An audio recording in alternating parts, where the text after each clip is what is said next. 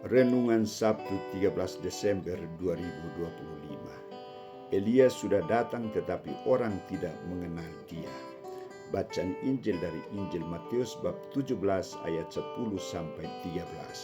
Saudara-saudariku terkasih, pengenalan akan seseorang sangatlah penting karena akan membantu kita dalam komunikasi yang baik dan efektif, menghindarkan diri dari curiga maupun konflik, dan dapat membantu kita membangun hubungan harmonis.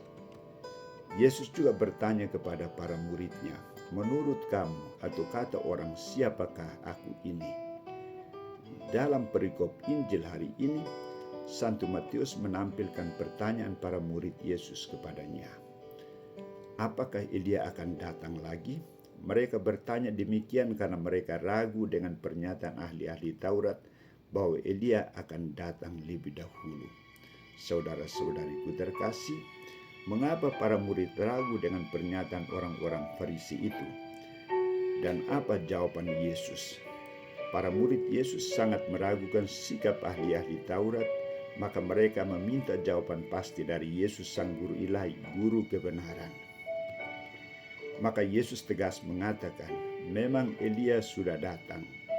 Elia akan datang dan memulihkan segala sesuatu. Dan aku berkata kepadamu, Elia sudah datang, tetapi orang tidak mengenal dia dan memperlakukannya menurut kehendak mereka. Jawaban Yesus ini merujuk pada Yohanes Pembaptis. Dia adalah utusan Allah yang datang mendahului Yesus untuk mempersiapkan kedatangan Mesias. Namun sikap tokoh-tokoh Yahudi tidak menerimanya, tidak mengakui Yohanes Pembaptis sebagai Elia yang baru. Konsekuensinya, segala sesuatu yang dikerjakan Yohanes tidak diterimanya, seperti sikap mati raga dan seruan pertobatannya yang disampaikan oleh Yohanes Pembaptis.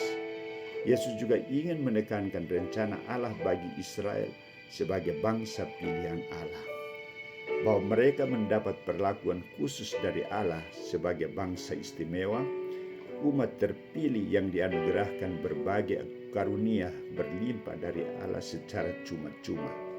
Diutus putra tunggal Allah menjadi penyelamat mereka, namun mereka tidak menerimanya sebagai anugerah rahmat. Mereka membangkang dan menolak kedatangan Yesus Kristus. Karena itu Yesus tegas mengatakan, Anak manusia akan menderita oleh mereka. Saudara-saudariku terkasih, bagaimana dengan kita? Apakah kita percaya Yohanes sebagai Elia yang baru? Apakah kita menerima sikap tapat dan seruan kenabian Yohanes untuk bertobat dalam masa Advent ini? Kita harus percaya bahwa Yohanes adalah utusan yang direncanakan Allah untuk menjadi nabi yang memiliki tugas khusus mempersiapkan kedatangan Sang Mesias. Dalam masa Advent ini, saat persiapan menyongsong kedatangan Tuhan, kita membutuhkan tokoh pembaharu mental dan spiritual seperti Yohanes Pembaptis.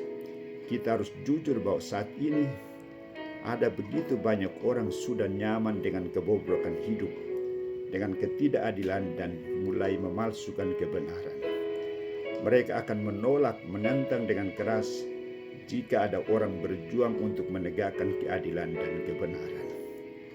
Orang yang tidak benar dan adil akan memandang kebaikan menjadi musuh terbesarnya.